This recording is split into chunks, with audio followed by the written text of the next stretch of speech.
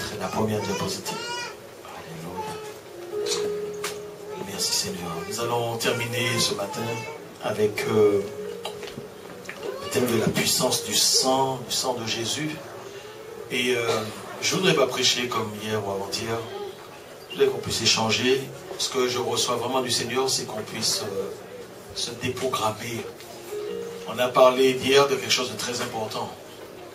Et on a vu aussi que nous avons été créés en 3 parties. Je voudrais le dire, et c'est vrai que souvent j'évite de dire quelle école biblique que j'ai fait, parce que si les profs entendaient ce que j'enseigne aujourd'hui, ils me renieraient devant tout le monde.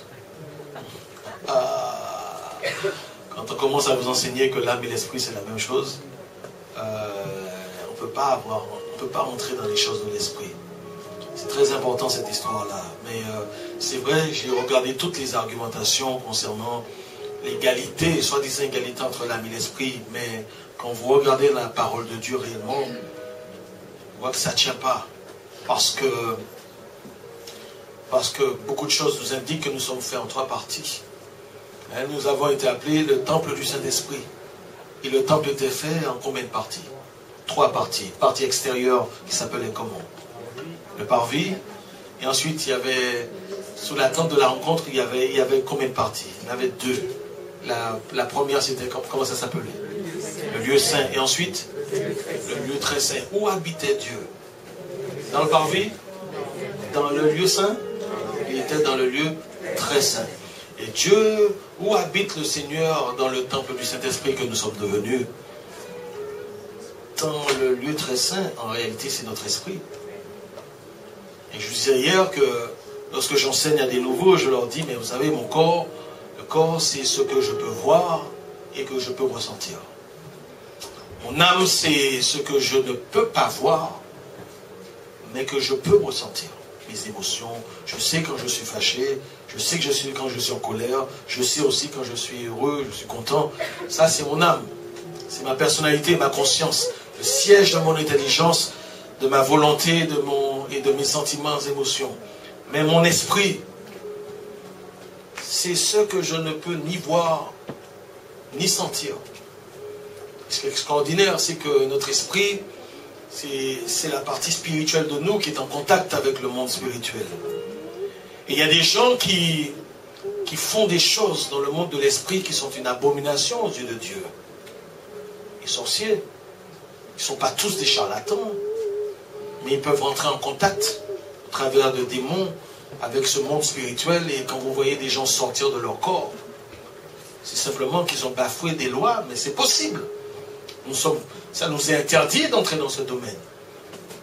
Mais ils le font. Ils peuvent tuer des gens à distance. Ils ont accès à des banques de corps. Ils vont sous l'eau. Ils font toutes sortes de choses. Il y a une certaine puissance là. Puisqu'ils travaillent avec des êtres déchus, des anges déchus. Et c'est par l'esprit que ces choses-là se font. Il y a cette partie-là. Et vous voyez, dans une société, ce sont les gens qui vivent dans le monde des esprits qui dominent. En Martinique, dans le nord, il y a quelqu'un qui est de la famille de mon beau-père, une famille indienne, qui est jeune. Et je disais récemment à quelques-uns que à 4 h du matin, vous avez des avocats, vous avez des chefs d'entreprise, vous avez des politiques, vous avez des gens de la télé nationale qui font la queue. Le gars, il n'a pas de diplôme, hein. Le gars n'a pas de diplôme, il n'a pas de bac plus 10, il n'est pas plus intelligent que les autres. Mais il agit dans le monde de l'esprit. Et comme il connaît des choses dans l'esprit, alors les autres sont soumis. Ils vont chercher. La Bible nous dit que Simon le magicien, que depuis le plus petit jusqu'au plus grand, ils étaient tous dans l'admiration. Le gars était l'homme fort de ce lieu, de Samarie. Mais il suffit qu'un homme de Dieu arrive. Il suffit qu'un homme de l'esprit arrive dans un lieu, mes amis. Il peut faire ça, tu vois. Mais c'est pour ça que je dis souvent à l'église, des fois, moi je ne comprends pas que nous, chrétiens, nous ayons peur de l'ennemi. J'arrive pas à comprendre ça. C'est un non-sens. C'est un non-sens. Mais si Si Satan fait de grandes choses avec ses serviteurs, au point d'impressionner de nombreuses personnes, et si Satan lui-même n'est qu'une créature de Dieu, Dieu ne se repent ni de ses dons, ni de son appel. Quand il a créé Lucifer, il lui a fait des dons.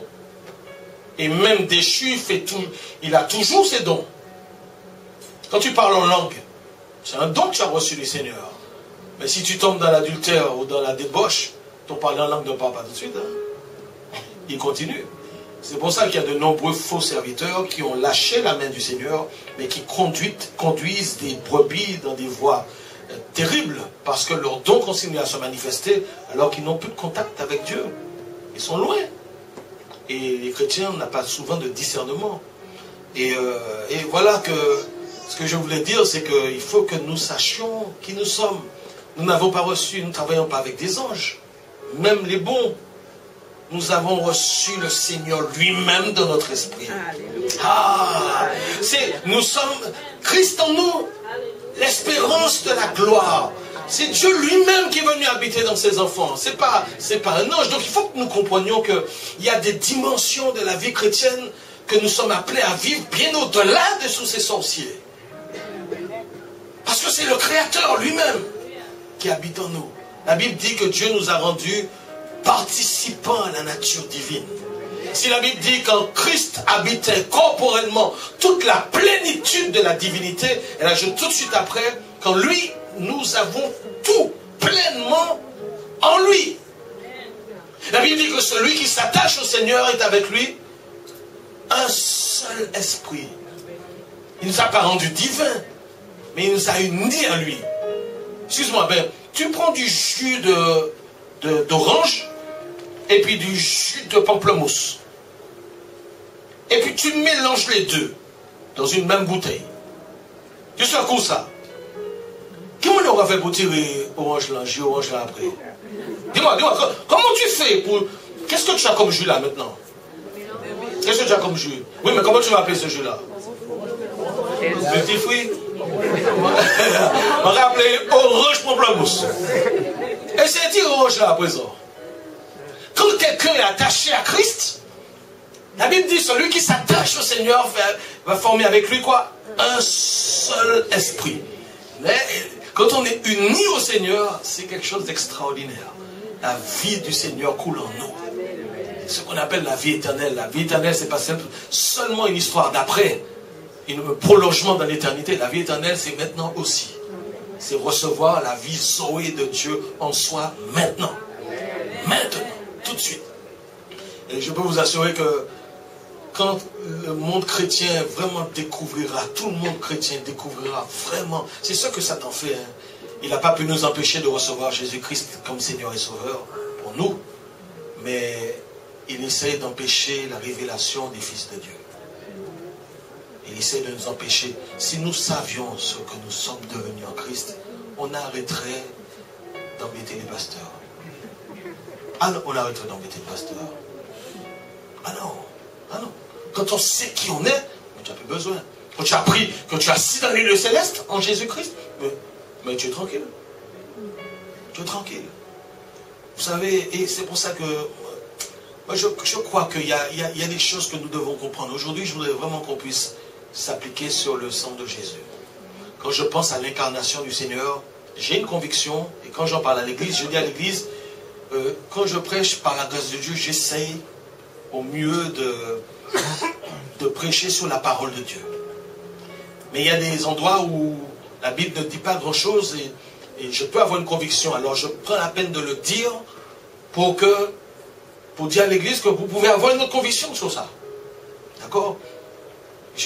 J'ai une persuasion, je suis sûr de quelque chose, mais c'est quelque chose qui m'habite. Tu n'es pas obligé d'accepter ce que je veux dire maintenant. D'accord? Ce n'est pas la parole de Dieu. Ça va un tout petit peu plus loin. Mais je veux te le dire quand même. Je suis persuadé que le sang de Marie n'a pas coulé dans les veines de Jésus. Je suis persuadé que ça, non. Est-ce que tu sais ce que c'est que la GPA? Gestation pour autrui. C'est quoi la gestation pour autrui? Aujourd'hui on échange, hein? Je ne vais pas prêcher vraiment. on échange, et tout à l'heure, on a des choses à partager et à répéter ensemble. Mais qu'est-ce que c'est que la GPA?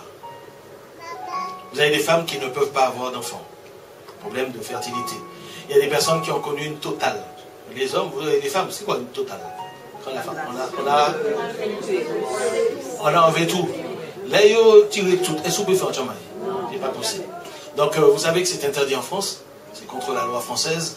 Mais si une femme qui n'a plus rien veut avoir un enfant, ben, elle va payer, elle ira dans un pays où ça se fait, elle va trouver une mère porteuse.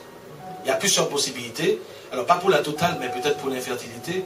Elle peut donner de son ovule, c'est ça? Et le mari peut donner de son spermatozoïde. Et puis ça peut être ça va se mettre en éprouvette. Il y a un embryon qui va sortir et on va déposer ça dans le ventre d'une femme. Et cette femme, cette mère porteuse va porter cet enfant. Mais ce n'est pas son enfant. Et des fois, c'est même, il y a juste le spermatozoïde du monsieur, mais pas de la femme. Dans le cas de la totale, par exemple. Et c'est une autre femme qui va porter et qui va donner de son ovule. Et on va faire, il y aura un bébé là, qu'on va mettre dans le sein, je veux dire, des entrailles de d'une autre femme. Donc tu as une personne qui est à l'origine de la chose, tu as une personne qui a donné de son ovule et tu as une autre personne qui va porter. Je ne sais pas si vous pouvez imaginer ce qui peut se passer dans la tête d'un enfant qui naît dans ces conditions. Il y a de quoi être perdu. On arrive dans un niveau de folie dans cette société. Vraiment un niveau de folie. Mais les gens sont désespérés. Moi, je crois personnellement que lors de l'incarnation, Dieu a déposé quelque chose en Marie. Ça n'avait rien à voir avec elle. Parce que le sang de Jésus n'est pas... C'est un sang humain, mais c'est un sang totalement pur. Il y a de la puissance dans ce sang. Ah, il y a de la puissance dans ce sang. Et pour moi, vous savez, le sang c'est quelque chose de très important parce que il véhicule aussi l'hérédité. Ce que ton père est dans son sang. Ce que ta mère est dans son sang. Et lorsqu'un bébé naît, il a de son père et de sa mère. Il y a une transmission qui se fait, génétique, transgénérationnelle, même spirituelle. Il y a des choses qui se mettent en place. Et dans le sang, vous savez que lorsqu'on est malade, c'est pas très compliqué pour un médecin, on fait une analyse sanguine. Et tout est dans le sang, toutes les informations sont dans le sang. Le sang, c'est quelque chose d'extraordinaire. Et si jamais on ne sait pas qui est son père, on hésite entre deux personnes, qu'est-ce qu'il nous faut faire aujourd'hui? Le test ADN, qu'est-ce qu'on va faire? Le sang. Tout est dans le sang. L'identité dans le sang. Moi, je crois qu'il n'y a rien d'Adam dans le sang de Jésus.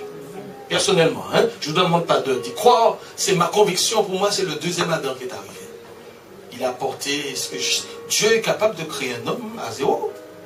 Bien sûr, il a fait pour Adam, qu'est-ce qu'il ne pouvait pas faire? Mais ce sang n'est pas n'importe quel sang. Il est un sang pur. Il n'a aucune hérédité de la part ni d'Adam, ni d'Ève, ni de Joseph, ni de Marie, rien du tout.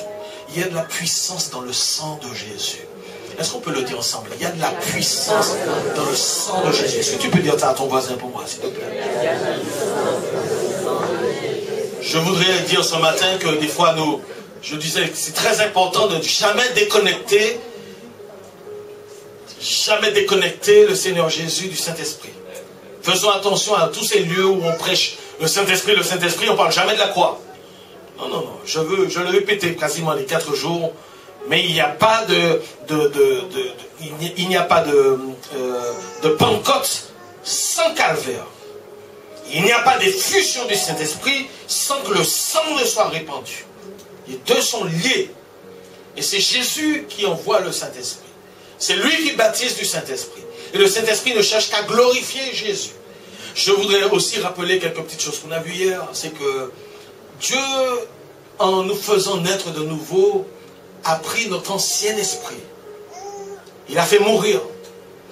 Et ce que Jésus a vécu sur terre, en tout cas depuis quand il est venu sur terre, Jésus est mort sur la croix, il est ressuscité, il est monté au ciel, et il a été glorifié au ciel. C'est assis à la droite du Père. Et Dieu nous a unis en son Fils. pour mourir en Christ. Nous sommes morts en Christ. Paul a dit, j'ai été crucifié avec Christ et en Christ. Nous sommes ressuscités aussi avec lui. En gros, nous étions en Christ quand Christ est mort. Ma conviction, c'est que notre existence n'a pas commencé le jour de notre naissance ou de notre conception. Jésus était là, Jésus existait bien avant d'avoir un corps. Mais il était la parole. Je crois que nous étions déjà en Dieu. Et c'est pour ça que la parabole du fils prodigue est une parabole puissante pour la conversion. Parce qu'en réalité, la conversion, c'est un retour au Père. On revient là où on était. On revient là où on était. On est parti loin, mais Dieu nous a ramenés à lui. Papa nous a ramenés à lui. C'est un retour. Il est le Père des esprits. Quand il souffle dans le corps d'Adam, il y a quelque chose qui était déjà là, qui faisait partie de la terre. Il y a quelque chose qui sort de lui. Et c'est l'esprit Ruah, ou Roua, quand on veut le dire en hébreu. Et quand cette Roua va toucher ce corps, il y aura une sorte d'alchimie, une réaction chimique qui se met en place. Et c'est à partir de là que notre être conscient va être créé. De la rencontre de mon esprit avec mon âme. Et là, l'homme devient une âme vivante. Mais mon esprit, si mon corps est né tel jour, mon esprit était déjà en Christ. Il dit ce qu'il a connu d'avance. Et vous savez que le terme connaître dans l'hébreu n'a rien à voir avec la connaissance intellectuelle. Quand il est dit qu'Adam connut Ève, c'est pas juste qu'il a dit comment tu t'appelles, quel est ton âge. C'est pas ça. C'est quoi quand il a dit qu'il a connu Ève? C'est qui ça? C'est une histoire d'intimité. Tu as compris? Vous avez compris, il y a des enfants, vous avez compris de quoi je parle. Quand il dit qu'il connaît, il y a une histoire d'intimité, de proximité. Quand Dieu dit ce qu'il a connu, la Bible dit ce qu'il a connu d'avance. Et il les a prédestinés à ressembler à la ressemblance de son fils. Il les a appelés. Et ceux qu'il a appelés, il les a justifiés. Et ceux qu'il a justifiés, il les a sanctifiés. Et ceux qu'il a sanctifiés, il les a glorifiés. Il nous a connus d'avance. Avant que Jacob et Ésaü ne naissent, Dieu a dit, avant même, alors que la mère était enceinte, Dieu dit, mais j'ai aimé Jacob, j'ai haï Ésaü. Mais pourquoi m'amener? Il sait. Parce que c'est en lui. L'esprit était déjà là. Il y a un moment pour la conception, il y a un moment pour la formation. On est conçu, notre esprit est en lui. Et ensuite, Dieu va nous placer dans le ventre d'une mère. Et il va concevoir le corps. Et l'âme va prendre naissance. Et il y aura une histoire d'identité, d'hérédité à cause du sang des parents. Mais en tant qu'esprit, il est le Père des esprits. Il est le Père de tous les esprits. C'est pour ça que je sais que quand Paul dit « J'ai été crucifié avec Christ », il ne parle pas de son corps. Il ne parle pas de son âme. D'ailleurs, il ne suivait même pas encore le Seigneur Jésus le jour de cette résurrection. Mais Christ nous a pris, en Christ, Dieu nous a placés en termes d'esprit déjà en son Fils. On était sur la croix avec Christ. Il dit, j'ai été crucifié en Christ, avec Christ. Cette expression revient plusieurs reprises dans ses épîtres. Il nous a fait ressusciter ensemble. Et il dit en plus, après qu'il nous a fait asseoir dans les lieux célestes, il nous a fait monter. En fait, pendant que Christ mourait, nous étions en train de mourir. Notre esprit était en train déjà de passer par la mort. Quand Christ a été ressuscité, notre esprit est passé déjà d'avance à une résurrection. Et quand Christ est monté au ciel, Dieu nous a fait monter aussi au ciel, déjà d'avance. Et quand Christ a été glorifié, nous aussi nous avons été glorifiés.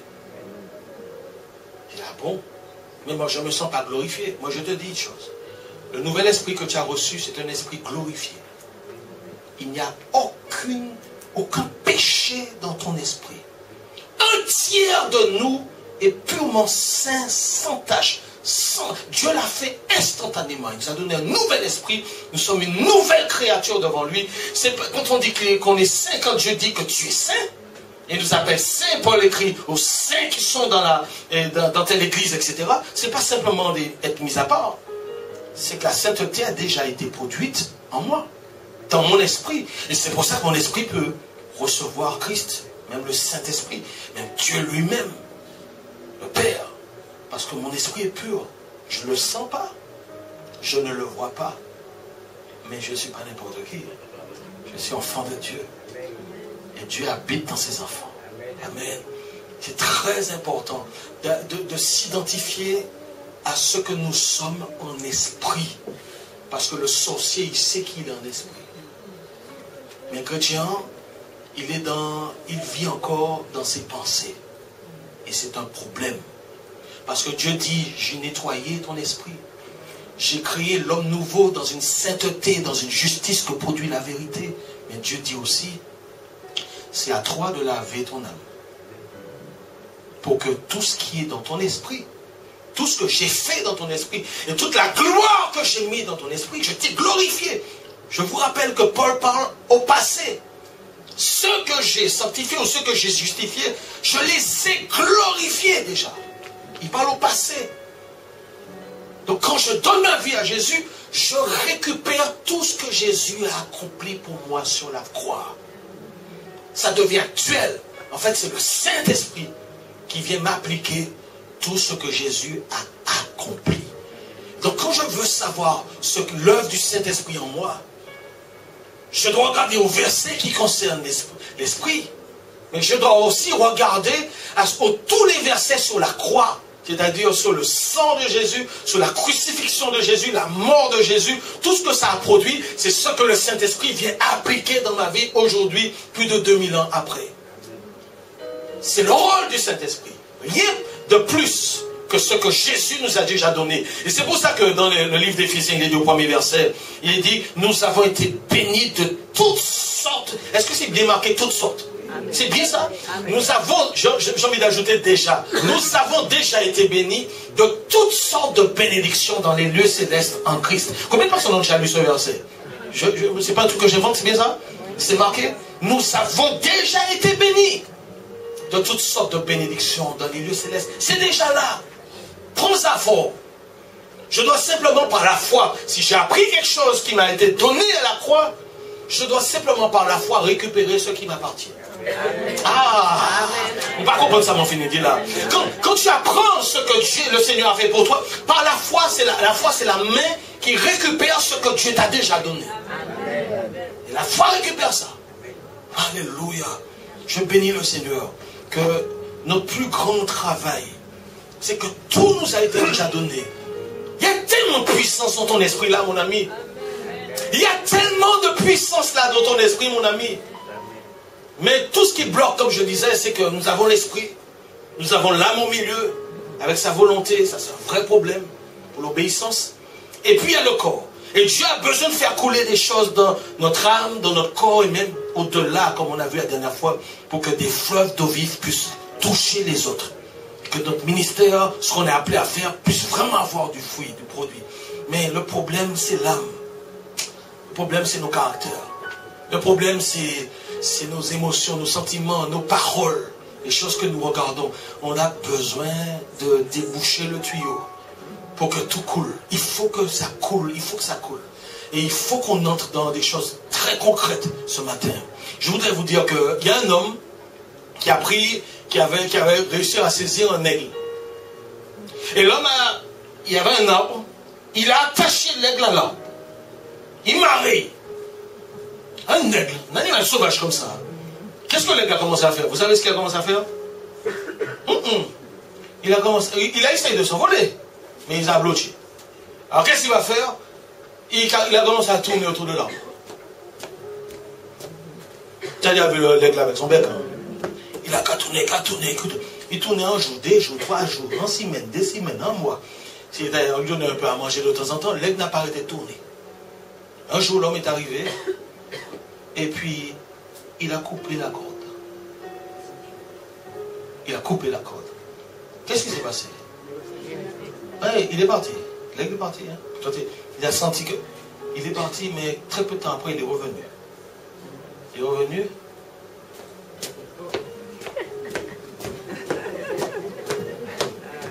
Il est libre, hein? Mais il ne le sait pas. tellement conditionnés puis passés là. Sont passés, vous savez, il y a des gens qui sortent de prison. Il y a des jeunes, pas tous, mais il y a des jeunes qui sortent de prison. Ils ont fait tellement d'années que tu entends après qu'ils ont fait à nouveau une bêtise. Et quand ils rentrent, ils sont à nouveau condamnés, ils sont contents. Ils sont de retour à la maison. Hé, ça vous fait? Ça va. Ah, manger est toujours bon. Je parle de choses sérieuses, hein, des témoignages. Pourquoi? Parce qu'on a tellement été conditionnés à quelque chose qu'on ne sait pas sortir des sentiers battus. Dieu dit, c'est pas suffisant que Dieu nous libère. Et vous connaîtrez la vérité. Et la vérité vous affranchira, dit Jésus. Il faut pas, c'est pas la vérité qui affranchit, il faut connaître la vérité. Et vous connaîtrez la vérité, et la vérité vous affranchira. Je disais à un frère hier qu'en France, on a voté en 1848, si je ne me trompe pas, l'abolition de l'esclavage. C'est bien ça? Où est-ce que ça a été voté? Où est-ce que ça a été décidé? À l'Assemblée nationale en France. Oui, l'Assemblée nationale en France. Et donc ils ont voté ça bien. Les formations ont été en avance dans cette histoire-là. Hein? Bon, je ne vais pas aller trop là. Et puis, qu'est-ce qui s'est passé? Une fois que ça a été signé, l'esclave est libre. L'esclave est libre. Vous savez que, alors que juridiquement ils sont libres, nous ici en Martinique, en Guadeloupe, vous savez qu'on était encore esclaves. Tant que tu ne sais pas qu'on t'a déjà libéré, ou toujours esclave. Hein? Si tu ne sais pas, tu es toujours esclave. Et le maître, le propriétaire ne va pas te dire ça a été signé. D'accord? Et faute de connaissance, mon peuple périt. Et c'est ça qui se passe. Et il y a quelque chose qui s'est passé, c'est qu'à un moment donné, ça a commencé à se faire savoir. Mais même quand ça a commencé à se faire savoir, et qu'ils l'ont su, alors imaginez, hein, ils vont voir le béquet, en Martinique, on va parler du béquet, ils vont voir le colon, le propriétaire dit voilà, on est libre maintenant, nous sommes partis. Mais qu'est-ce que le béquet dit? Pas partir. Hein. C'est mon gars qui a fait ça, il est, mais mon dos, pas partir. Et qu'est-ce qui s'est passé? Il y a eu des révoltes. Il y avait déjà pas mal de révoltes qui avaient déjà commencé. Mais là, maintenant, le droit était de leur côté. Et maintenant que le droit est de leur côté, ils n'ont pas dit, ah bon, tu ne nous lâches pas? Ok, on retourne à la terre. Hein. Non, c'est pas ça. Ils se sont révoltés encore plus parce qu'ils savaient que le droit était de leur côté. Et quand ils connaissaient la vérité maintenant, alors ils se sont battus parce que l'autre ne va pas te laisser partir comme ça. Tu vois? Et c'est ça notre problème dans l'évangile. Jésus a fait des choses pour nous. Et à la croix, il y a tellement de choses qui sont là. Mais c'est caché. Et tant que tu ne sais pas ce que Dieu a fait pour toi, alors tu es toujours esclave du péché. Tu es toujours esclave de l'ennemi. Tu es toujours esclave de tes mauvaises manières, de ton comportement. Tu es toujours esclave de la mort. Parce que tu ne sais pas. Mais même quand tu sais, il va falloir se faire violence. Pour dire, ah, qu'elle a Dieu à présent qu'elle a Dieu dans le nom de Jésus. Parce que tu sais que le doigt est de ton côté. Et vous connaîtrez la vérité. Et la vérité vous affranchira. Alors on va voir ce matin 9 choses que la crucifixion de Jésus, ou encore la mort de Jésus, ou encore le sang de Jésus a fait pour nous. Alléluia. Tu prêtes, ma soeur? Que Dieu soit béni. Mais ce matin, nous sommes là, pas seulement pour entendre quelque chose. On doit commencer à se déprogrammer. Ce matin, on va se déprogrammer ensemble. Et on va commencer, mais c'est un processus. Si tu peux noter, note ces choses-là, s'il te plaît. Prends les versets et note les phrases. Et commence à te déconditionner avec ça. Parce que notre conscience a besoin d'entendre ces choses. Très important. Premièrement, il est dit dans Matthieu chapitre 26, verset 28. Jésus dit, car ceci est mon sang, le sang de l'alliance qui est répandu pour beaucoup, pour le pardon des péchés. Est-ce qu'on peut le lire ensemble? Car ceci, on peut le lire ensemble? Car ceci est mon sang, ensuite? Le sang de l'alliance. Oui. Qui est répandu pour le pardon des péchés. La première chose, la première vérité que notre conscience a besoin d'entendre, c'est que c'est par le sang de Jésus, mes péchés sont pardonnés. On peut le dire ensemble? Ah, je n'ai pas entendu. On peut dire une deuxième fois? Par le sang de Jésus, mes péchés sont Une troisième fois. Les péchés sont pardonnés. Pardonnés. De quoi s'agit-il? Nous avions tous un casier judiciaire dans le ciel. La Bible appelle ça le livre des souvenirs. Chaque faute, chaque mauvaise pensée, chaque mauvaise action, chaque mauvais regard, chaque chose que nous aurions dû faire comme bien que nous ne l'avons pas fait, c'est noté sur le casier judiciaire céleste. Et la Bible dit que le salaire du péché, c'est la mort. Toute personne qui a péché, ne serait-ce qu'une fois, c'est l'enfer. C'est bien ça ou c'est pas ça? Bien. La Bible dit, sans effusion de sang, il n'y a point de pardon. La personne qui a commis sa faute doit mourir. Et là, le péché est expié, c'est réglé, la justice de Dieu est appliquée. Mais, voilà, un agneau a été présenté. Vous savez que dans l'Ancien Testament, il y avait ce qu'on appelle un sacrifice de culpabilité. Le pécheur venait devant le souverain sacrificateur. Et le sacrificateur prenait l'agneau, et il attachait l'agneau et il disait à la personne, posez la main sur la tête de l'animal et confessez vos fautes à Dieu. Alors pendant qu'il confesse ses fautes, alors Dieu dit, Seigneur, pardon parce que je me suis battu avec mon voisin, pardon Seigneur, je me suis disputé avec ma femme, pardon Seigneur parce que j'ai fait ci, j'ai fait ça dans le secret. Pendant qu'il fait ça et il met la main sur la tête de l'agneau, le péché qu'il confesse est transféré à l'agneau. De sorte que l'agneau est maintenant chargé du péché. Le casier judiciaire de l'homme est en train de s'effacer et le casier vierge de l'agneau est en train d'être rempli. Voilà le transfert de péché. C'est ça la religion juive. Hein? Transfert de péché. Et une fois que le transfert de péché est opéré sur l'agneau, le salaire du péché c'est la mort. C'est pas l'agneau qui a commis le péché, mais c'est lui qui les porte. Ah ouais, et c'est l'agneau. Et donc le pécheur devait immoler l'agneau. Et le sang coulait. L'agneau pouvait être offert en sacrifice, la fumée montait. Et le cœur de Dieu était apaisé concernant ce péché. Le péché n'était pas pardonné. Les péchés, même ceux d'Abraham, de David, ils n'étaient pas pardonnés. La Bible dit qu'ils étaient couverts. Parce qu'en réalité, le sang de l'agneau ne vaut pas le sang humain. D'accord? Mais Dieu a toléré ça pendant tout l'Ancien Testament, jusqu'au jour où Jean-Baptiste est en train de baptiser des gens, et il voit un homme passer, et il dit, voici l'agneau de Dieu qui ôte le péché du monde. Quand il a vu Jésus, il a su que c'était l'agneau, le véritable agneau. Son sang est suffisamment pur et pour pouvoir effacer vraiment les péchés. Et c'est la raison pour laquelle Jésus est venu. En fait, quand il était sur la croix, Dieu a transféré les péchés des hommes. Entre midi et 15 heures, Dieu a transféré les péchés de tous les hommes, tes péchés, mes péchés, sur Christ. Il est l'agneau maintenant chargé. Le transfert est fait. Et maintenant que le transfert est fait, il faut qu'il meure. Le sacrifice doit être opéré. Et Jésus donne sa vie, verse son sang. Et quand Dieu fait, c'est bon. Les péchés sont effacés. Mais il manque deux choses. Il manque deux choses. La confession des péchés et le fait de s'unir avec l'agneau. C'est pas à l'agneau de le faire. C'est au pécheur de le faire. C'est pour ça que quand nous venons à Jésus, nous avons deux choses à faire pour donner nos vies au Seigneur. Premièrement, se repentir de ses péchés, demander pardon à Dieu pour tous nos péchés. Nous confessons nos péchés en disant au Seigneur que nous reconnaissons que nous sommes pécheurs. C'est la première étape. Et la deuxième étape, il faut que ça se fasse. Il faut que je sois uni à l'agneau. Je dis, Jésus, je te donne ma vie. Je te donne mon cœur, je te donne mon âme.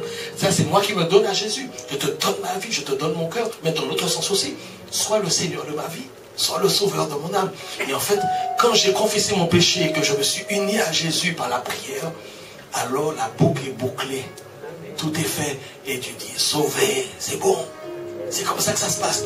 Je dois savoir que peu importe ce que j'ai fait dans ma vie, Dieu savait, Dieu sait déjà tout ce que nous allons faire dans nos vies depuis, avant notre naissance, il sait tout ce que nous ferions pendant toute notre vie. Tous nos péchés sont déjà connus d'avance. Jésus a déjà pris sur lui, non seulement mes péchés passés, mes péchés présents, Mais tous les péchés que je vais commettre demain, après-demain, dans 1 an, dans 2 ans, dans 3 ans, jusqu'à ma mort, c'est tout qu'il a déjà pris. Hein.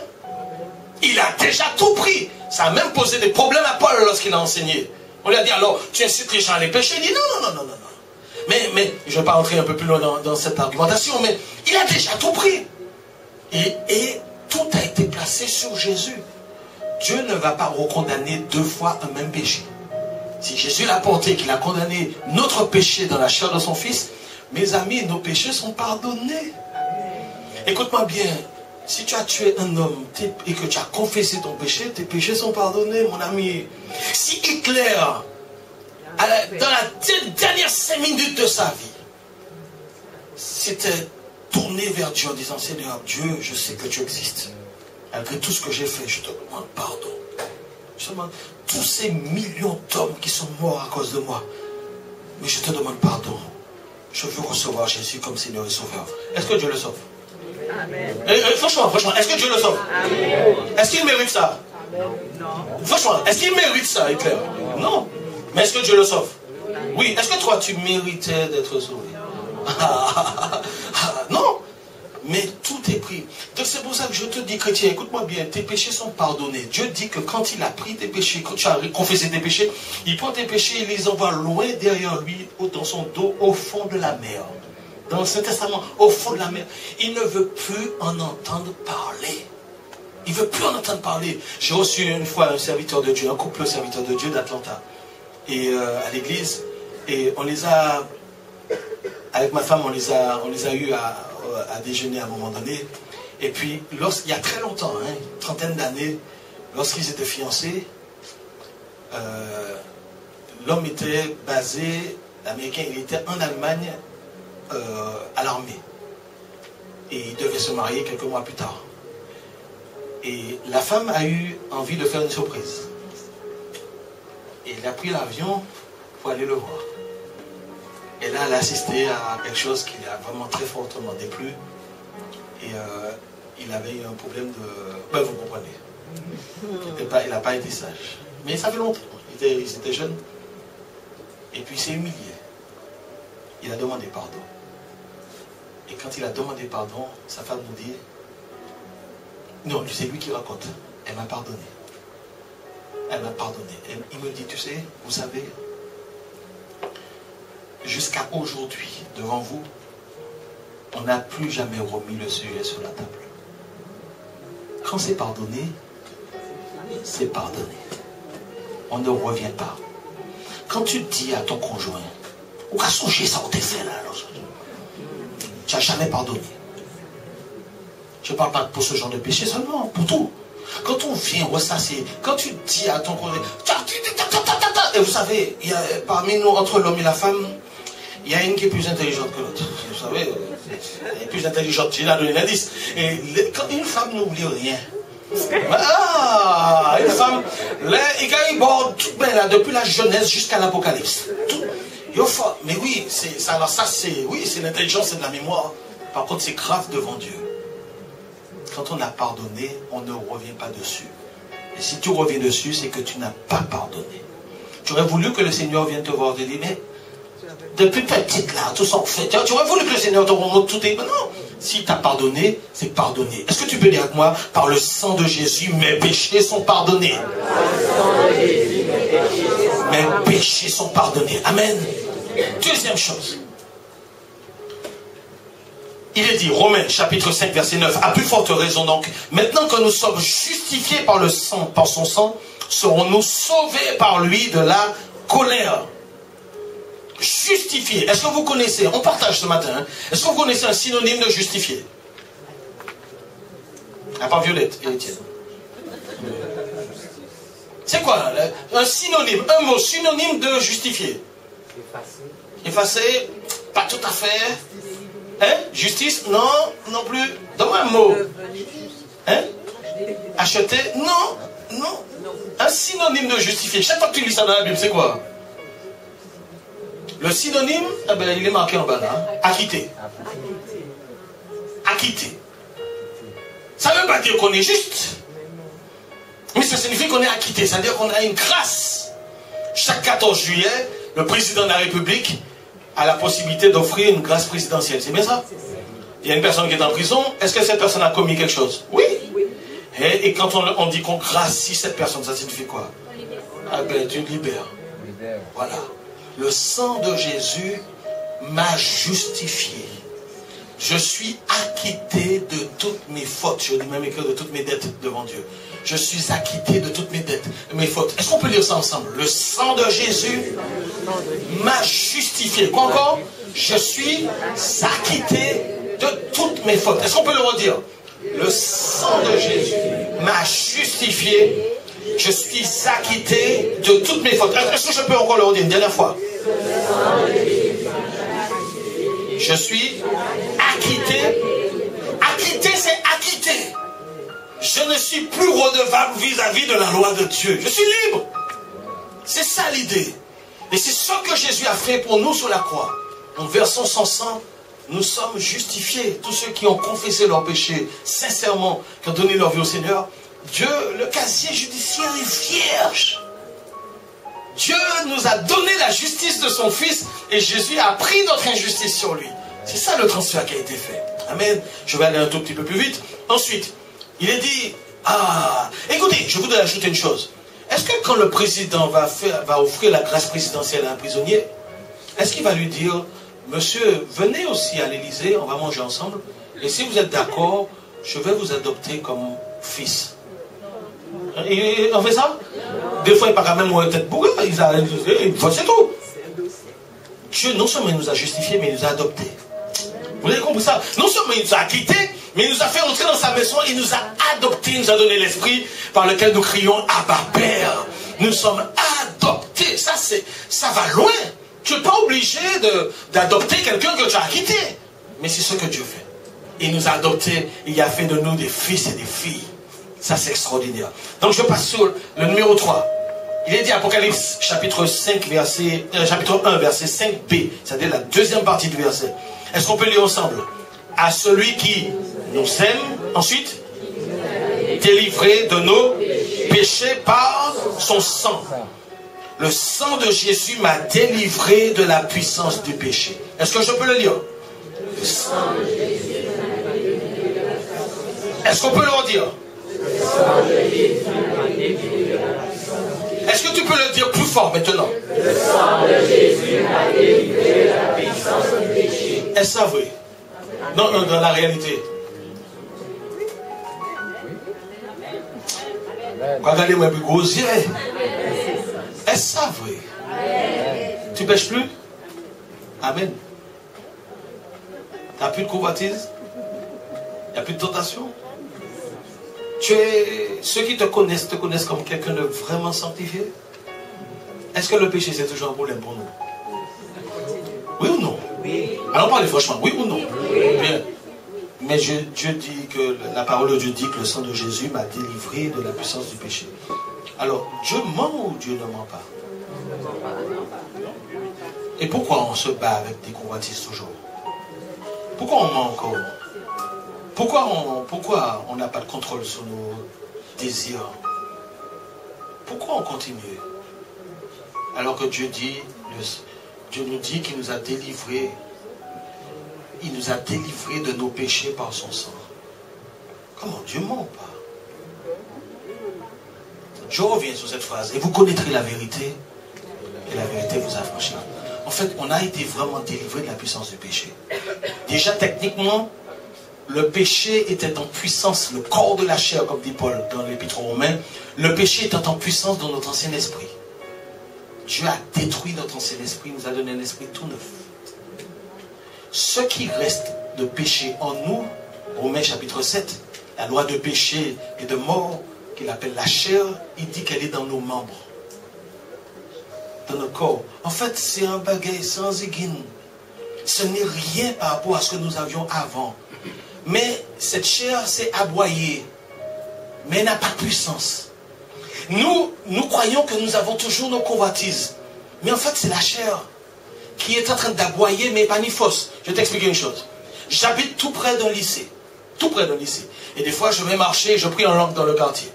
J'aime beaucoup marcher et prier en langue. Et en même temps, je prie pour moi, mais je sais que ça agit aussi dans le quartier. Et une fois, j'ai amené mes enfants à marcher avec moi.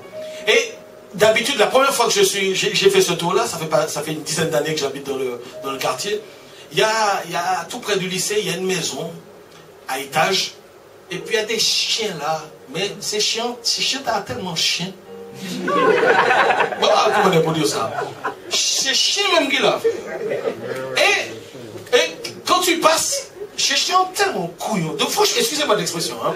Tu entends déjà les chiens arrivent et puis ils tapent sur la barrière. Ça fait un bruit. Et quand ça tu souffles, tu entends. Non mais je veux dire, tu marches là. Au cas traumatisé. La première fois j'ai dit. La deuxième fois après parce que c'est tellement brutal et la barrière, je ne sais pas comment c'est fait, mais alors, et puis après je m'habitue, je sais déjà d'avance qu'il manquait tant de bruit. Et puis une fois j'amène mes enfants avec moi, et puis on passe là à pied, mais j'ai oublié de les prévenir. J'entends dire,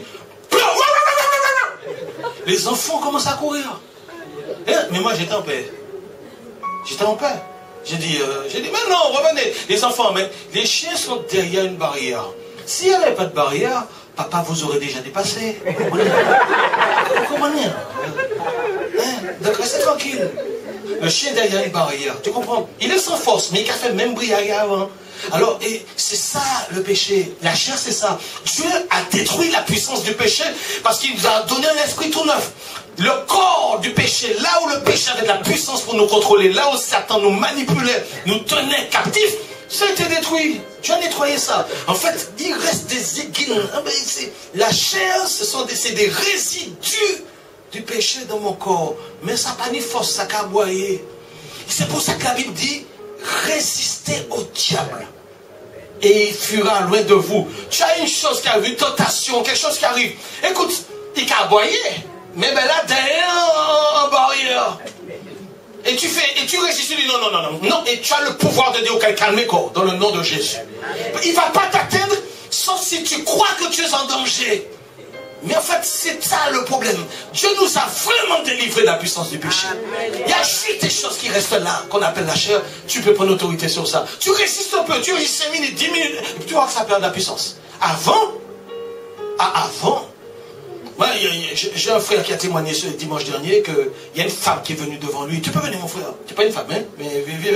Et la femme dans le voisinage, là, elle a commencé à l'insulter pour une histoire de place. Et puis elle a mis son doigt comme ça dans ses yeux. Et puis qu'elle a joué. Le frère, il est diacre avec moi. Il a dit, sa soeur, je ne serai pas né de nouveau. On va casser en dit. On va casser. C'est ça qu'il a dit. Il a dit son micro. Je me disais comment. Mais là, il y a un combat. Je la casse ou je suis l'esprit. Vous savez ce qu'il a fait? Je ne vais pas donner tous les détails. Il s'est mis à genoux. Il a dit, Père, fais-moi justice. Quelque chose comme ça. J'ai plus tous les détails. Il s'est relevé. Il a dit, tu sais, tu n'as pas affaire avec moi. Si on y a fait, puis moi, pas de problème. Mais c'est plus pour Dieu, on y a fait à présent. Elle a échoué, elle est partie, etc. Ça a duré un petit moment. Le lendemain, elle est venue s'humilier et demander pardon. Mais normalement, cette femme devrait être mal. Mais quand l'Esprit de Dieu est là, et que tu commences à combattre la chair, parce que c'est la chair qui est là, tu prends autorité. Je te remercie, mon frère. Tu prends autorité sur la chair, tu vas voir que tu peux marcher dans la sanctification. Nous avons été vraiment rendus saints. Et comme on ignore ces choses-là, mais la Bible le répète, Paul le répète à tellement de nombreuses reprises dans l'Épître aux Romains. Nous avons été délivrés de la puissance du péché. Est-ce que je peux le dire? Est-ce qu'on peut le répéter ensemble? Le sang de Jésus m'a délivré de la puissance du péché. Je dois me le répéter parce qu'en fait, m'ont pas bien servi, puisque j'ai toujours laissé la chair me conduire. J'ai toujours laissé le péché me conduire. Mais il faut que tu saches ce que tu es devenu en Christ. Tu es saint, mon ami. D'accord? Et vous avez vu la preuve. Quand on pêche, est-ce qu'on n'est pas mal? Ce n'est plus notre environnement, on est bien mal. On même fuit un peu le Seigneur, nous pas bien, parce que ce n'est plus notre nature. On est devenu vraiment enfant de Dieu. C'est la preuve. Amen. Allez, prenons le verset suivant rapidement, s'il te plaît. 1 Jean chapitre 1, verset 7. Il est dit, mais si nous marchons dans la lumière, comme il est lui-même dans la lumière, nous sommes mutuellement en communion, et le sang de Jésus, son Fils. Qu'est-ce qu'il fait?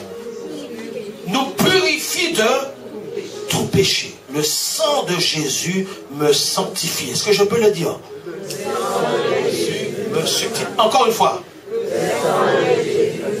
Encore une fois. Le sang de Jésus nous lave, il nous purifie. D'accord? C'est fait sur le plan juridique.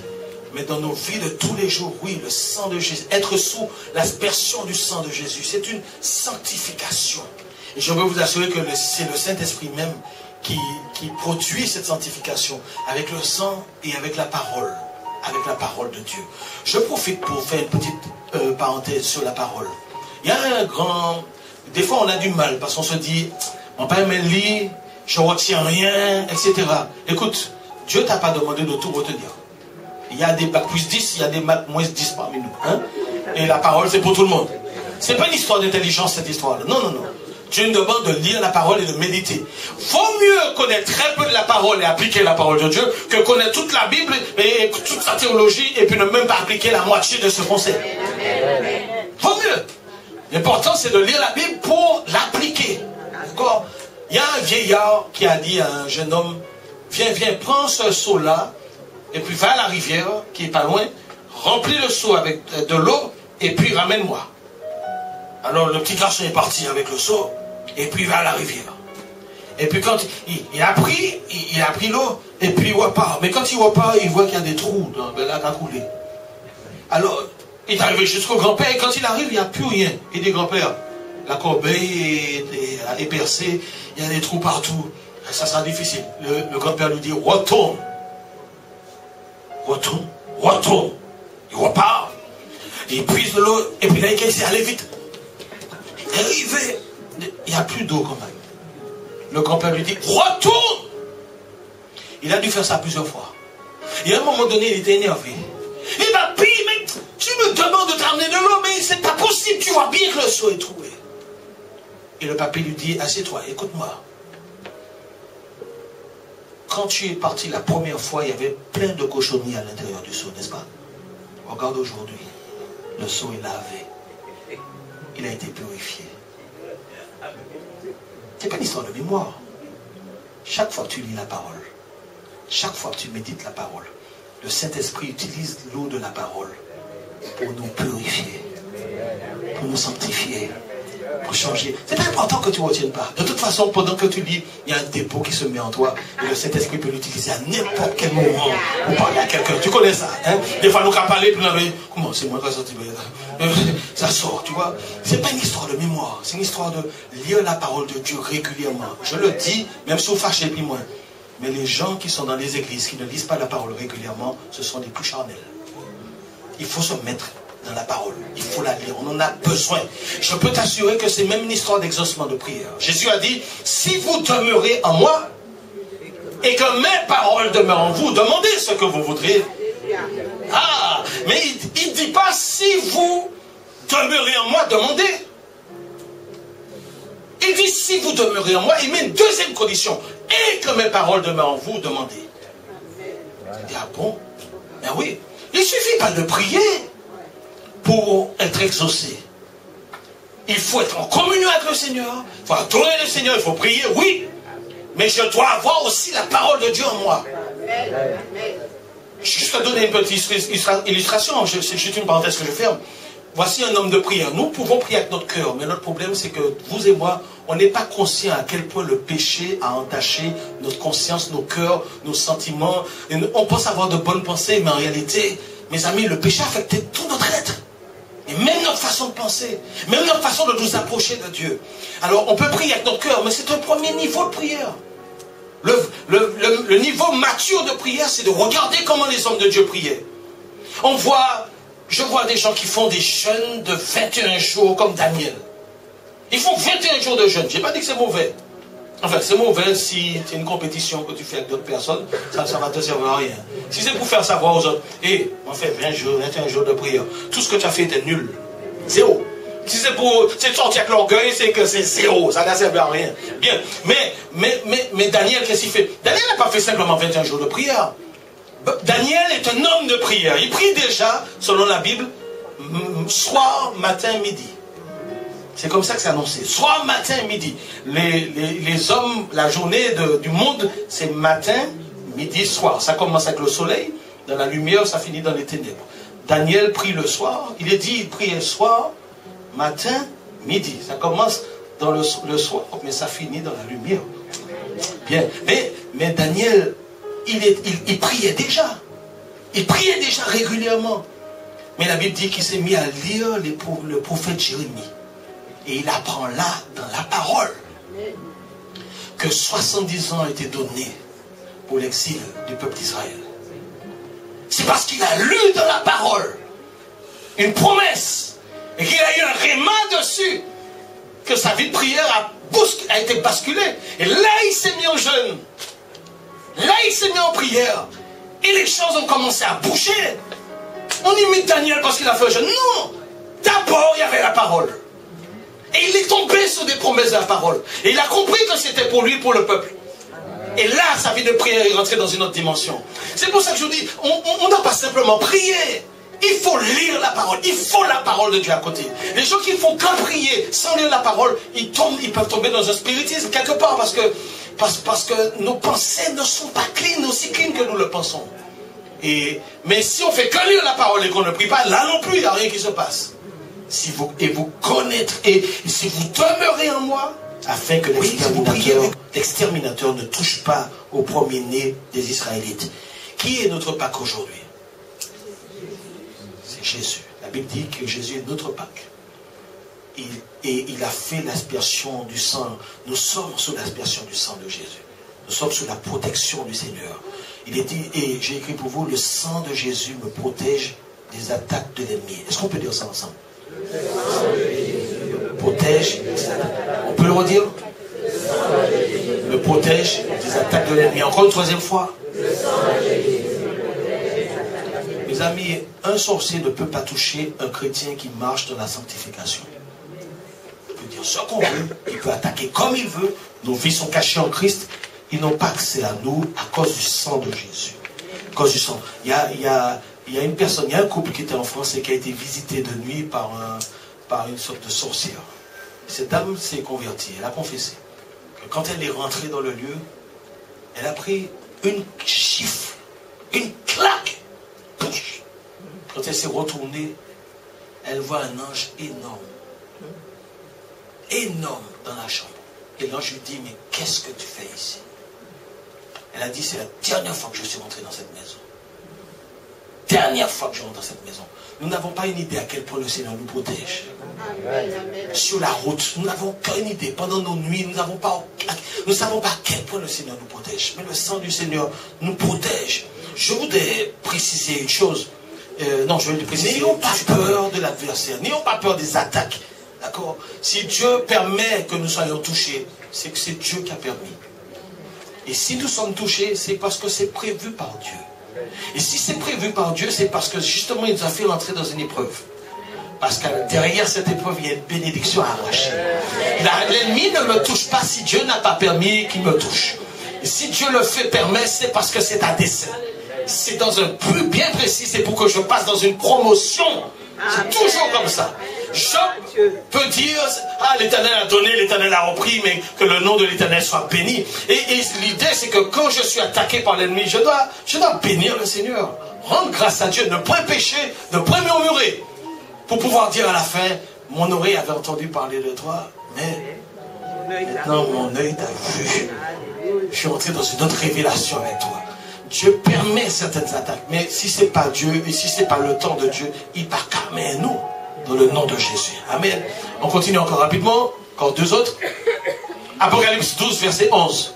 Ils l'ont vaincu à cause du sang de l'agneau et à cause de la parole de leur témoignage. Et ils n'ont point aimé leur vie jusqu'à craindre la mort.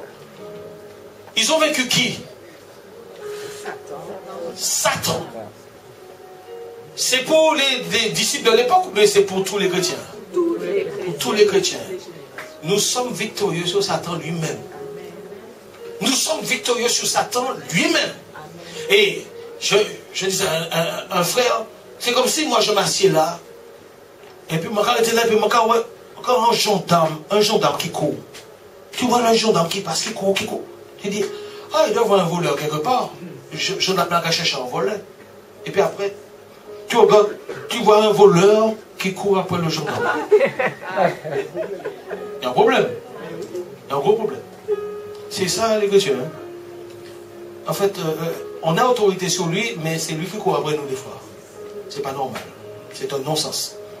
Et c'est pas possible. Ils l'ont vaincu. Dieu nous a donné la victoire sur l'ennemi parce que Jésus lui-même a déjà brisé le pouvoir de l'adversaire. Et sur la croix, Jésus a remporté une grande victoire. Il dit, ils l'ont vaincu. Les enfants de Dieu ne sont plus que vainqueurs à cause du sang de l'agneau. Je voudrais vous rappeler une chose. Dans le livre de l'Exode, un agneau devait être immolé pour la protection de la maison. Mais il ne suffisait pas que le sang soit versé. Il fallait prendre de l'hysope, une branche d'hysope, et puis plonger cet hysope dans le sang, et ensuite, après, quoi faire? Asperger, badigeonner quoi? Les battants. Oui, et les battants, et l'autre nom. Les létaux, des portes. Voilà. Il ne suffit pas que le sang soit versé. Il faut badigeonner avec du sang. Les personnes disent, au nom de Jésus, par le sang de Jésus, Satan. Non, non, non, non, non, non, non, non. Il est dit ici, ils n'ont pas vécu seulement à cause du sang, ils l'ont vécu à cause du sang et de la parole de témoignage. Je dois témoigner, confesser de ce que le sang a fait pour moi. Je dois le confesser, je le mets sur ma conscience. C'est pour ça que je suis en train de nous faire répéter. Nous devons nous laver notre conscience, nos pensées, avec ce que Dieu dit de nous et ce que Dieu a fait pour nous à la croix. Quand je confesse ces choses-là, là, ça commence à marcher, à fonctionner. Ça n'a pas suffi que le sang de Jésus soit versé. Nous devons confesser ce que le sang de Jésus a fait pour nous. Et là, ça commence à devenir intéressant. Hein? Donc, est-ce qu'on peut dire ensemble, le sang de Jésus me donne la victoire sur l'adversaire?